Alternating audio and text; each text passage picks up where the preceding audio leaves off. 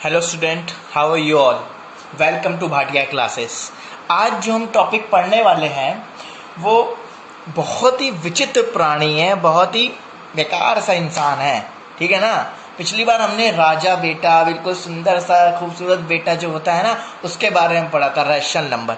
आज हम बहुत ही विचित्र प्राणी, गुस्से वाला, उससे पढ़ने जा रहे हैं। उसको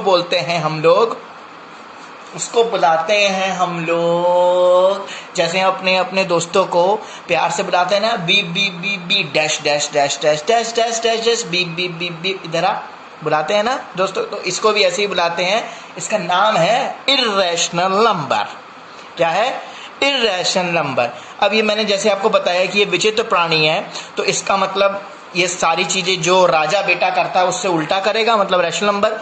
रैशनल नंबर क्या करता है? रैशनल नंबर को हम लोग पी बाय क्यू के फॉर्म में लिख सकते हैं, बट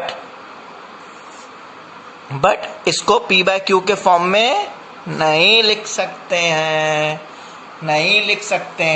ठीक है ना। इसको पी बाय क्यू के फॉर्म में नहीं लिख सकते हैं। तो इसके जैसे इसको हम लिख सकते हैं जैसे √2, √3, √5, √7, पाए, दाए और बहुत सारे विचित्र प्राणी होंगे इसके जैसे। तो इस फॉर्म में हम लोग इनको लिखते हैं। ठीक।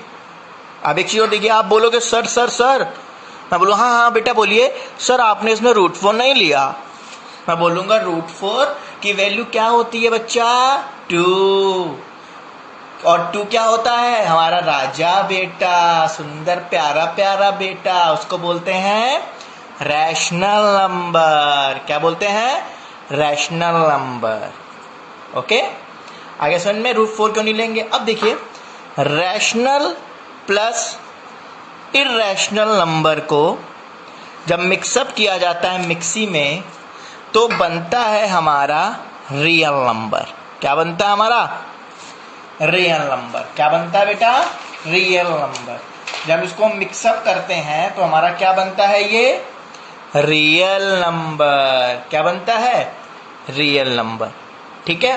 अब देखिए, जैसे मैंने आपको बताया, अब नंबर लाइन के बारे में तो सबने सुना होगा। बहुत सदियों पहले आपने नंबर लाइन पढ़ी थी, बहुत सदियों पहले पढ़ी थी, और उसमें रैशनल नंबर को रिप्रेजेंट करना भी सीखा था। ठीक। अब हम क्या सीखने जा रहे हैं? अब हम सीखेंगे हमारे जो विचित्र प्राणी है, हमारा जैसे जो इर्रेशनल नंबर है, विचित्र प्राणी, उसको हम लोग नंबर लाइन में कैसे रिप्रेजेंट करेंगे। और इर्रेशनल नंबर क्या होते हैं? √2 को कैसे करेंगे, √3 को कैसे करेंगे, √4 को कैसे कर, √4 तो होता ही नहीं, √4 के लिए क्या होती है? 2। ध्यान रखिएगा। √5, √7। ठीक। अब इस नंबर लाइन में हर एक पॉइंट, ध्यान रखिएगा, इस नंबर लाइन में हर एक पॉइंट की एक यूनिक रियल नंबर रिप्रेजेंट करता है। इस नंबर लाइन में हर एक पॉइंट एक यूनिक रियल नंबर रिप्रेजेंट करता है। ध्यान रखिएगा, नंबर लाइन में हर एक point unique real number represent करता है। अंडरस्टूड? अब मैंने आपको बोल रहा था मैं आपको कि हमें रिप्रेजेंट करना है नंबर लाइन पे किसको? इर्रेशनल नंबर को। चलो रिप्रेजेंट करना सीखते हैं। तो इसको सीखने के लिए आपके पास कंपास, पेंसिल, इरेजर और प्रोटेक्टर होना चाहिए। ठीक। अब वो सब लेके बैठिए, मैं आपको रफली बनाऊंगा, बट आपको प्रैक्टिस करनी है। सबसे पहले आप एक लाइन खींचेंगे, लाइन बनाएंगे 0, और सब में 1-1 सेंटीमीटर का गैप लेंगे। सब में 1-1 सेंटीमीटर नंबर लाइन बनाएंगे, और सब में 1-1 सेंटीमीटर का क्या होना चाहिए? गैप होना चाहिए। क्या होना चाहिए? गैप होना चाहिए। और हम क्या बनाने जा रहे हैं? √2। क्या बनाने जा रहे हैं? √2। क्या बनाने जा रहे हैं हम लोग? √2। अब देखिए, हम क्या करेंगे, 0 से 1 तक एक लाइन डार्क कर देंगे। 1 सेंटीमीटर की डिस्टेंस है ही, ऑलरेडी मैंने कहा था सब में 1 सेंटीमीटर डिस्टेंस लेनी है आपको। अब इस पॉइंट को आपने M मान लिया, इसको आपने N मान लिया। N पे बनाएंगे आप एक परपेंडिकुलर। अब NCERT में तो कंपास का यूज दिख नहीं रहा था मुझे, तो आप क्या करिए, प्रोटेक्टर के यूज करके आप बना लीजिए। ठीक। इतना झमेला क्यों करेंगे, प्रोटेक्टर का यूज कर लीजिए आप। कर लिया आपने। अब क्या करेंगे, इसको भी 1 सेंटीमीटर का आर्क लगा दीजिए इसमें। कितने का? 1 सेंटीमीटर का आर्क लगा दीजिए। लगा दिया आपने। इस पॉइंट को T मान लीजिए। इस T को इस M से ज्वाइन कर दीजिए। इस T को इस M से ज्वाइन कर दीजिए। कर दिया आपने। अब आपका राइट ट्रायंगल बन गया MNT। दिखाई दे रहा है? Right angle triangle. और आपने पाइथागोरस थ्योरम अपने पिछले जमाने में पढ़ी होगी, क्लास 8th में, क्लास 7th में। क्या होती है? हाइपोटेन्यूज का स्क्वायर, परपेंडिकुलर का स्क्वायर प्लस बेस का स्क्वायर। ठीक है। अब इसमें हाइपोटेन्यूज क्या है आपकी? हमारी है MT का स्क्वायर। परपेंडिकुलर 1 है, बेस भी 1 है, तो MT कितना आ जाएगा आपका? √2। MT कितना आ जाएगा? √2। तो ये वैल्यू कितनी आ गई? √2। लेकिन हमें रिप्रेजेंट कहाँ करना है इसको? हम लोग को इसको रिप्रेजेंट करना है नंबर लाइन में। कहाँ रिप्रेजेंट करना है? नंबर लाइन में। अब नंबर लाइन में कैसे रिप्रेजेंट करेंगे? देखिए क्या करेंगे हम लोग, ये जो डिस्टेंस है M से T की डिस्टेंस लेंगे, M से T तक की डिस्टेंस लेंगे हम लोग। यहां रखेंगे कंपास, यहां रखेंगे पेंसिल, यहां डिस्टेंस लेके इसको ऐसे ये आर्क लगा देंगे। ये पॉइंट मान लेंगे Q।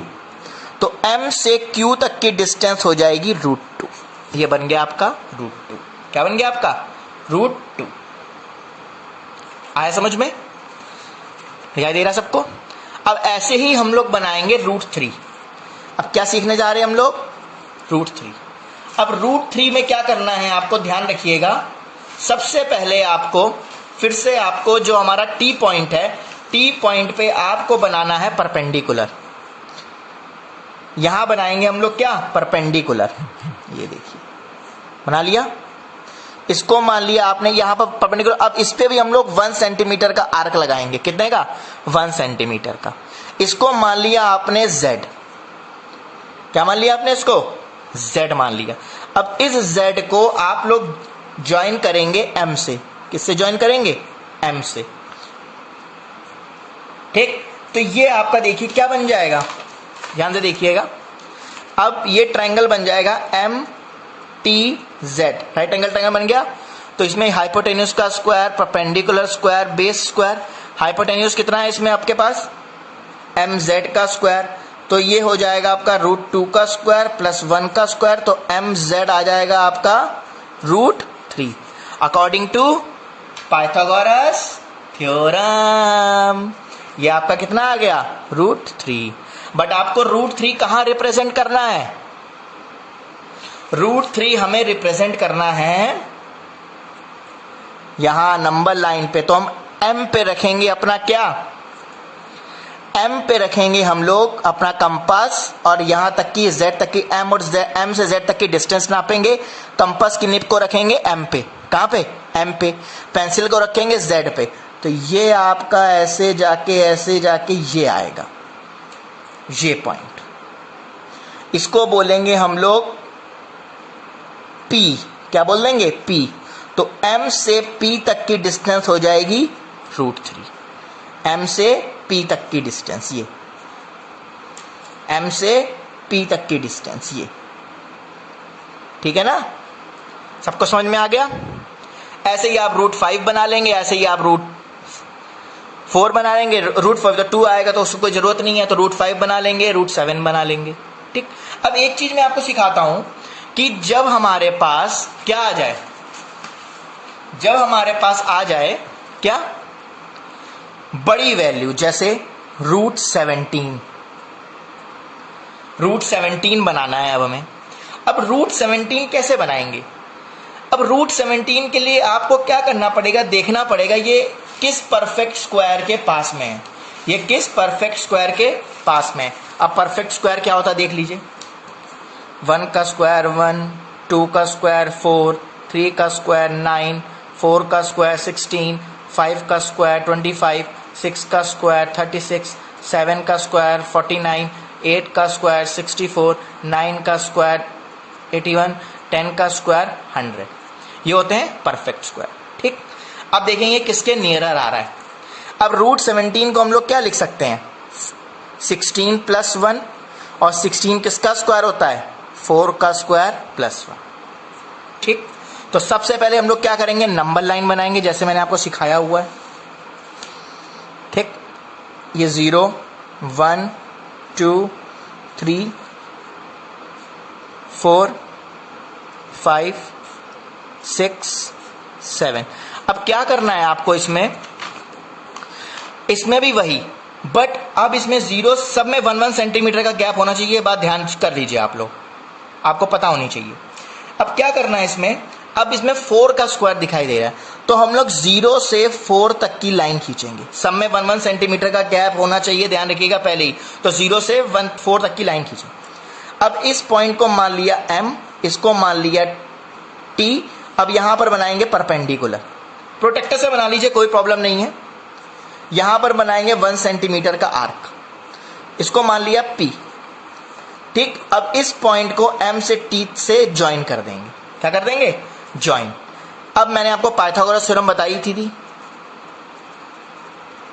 कौन सा ट्राइंगल? MTP, हाइपोटेन्यूज का square, perpendicular square plus base का स्क्वायर। हाइपोटेन्यूज कितना है इसमें? MP का स्क्वायर। ठीक, अब ये कितना है हमारे पास? 4 का स्क्वायर प्लस 1 का स्क्वायर, ये हो जाएगा 16 प्लस 1 MP स्क्वायर। और MP कितना आ गया आपका? √17। तो ये आ गया आपका √17। ठीक है, अगर इतनी बड़ी वैल्यू निकालनी हो √17 की, तो आप उसके नियरर अबाउट उसका परफेक्ट स्क्वायर चेक कर सकते हैं। परफेक्ट स्क्वायर के अकॉर्डिंग आप बना सकते हैं, इतना लंबा जाके कोई जरूरत नहीं है। ठीक, अब देखिए, अब हम लोग क्या करेंगे, हमें नंबर लाइन पे शो करना है।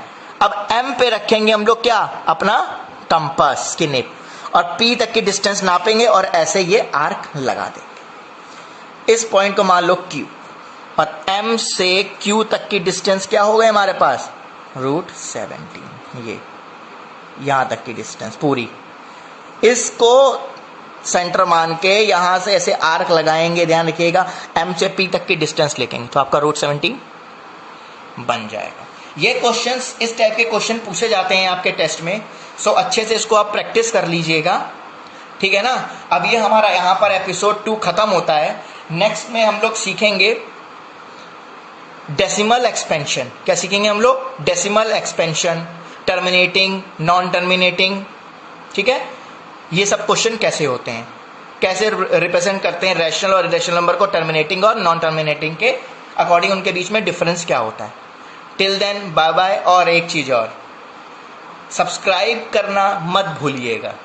Okay, bye, take care.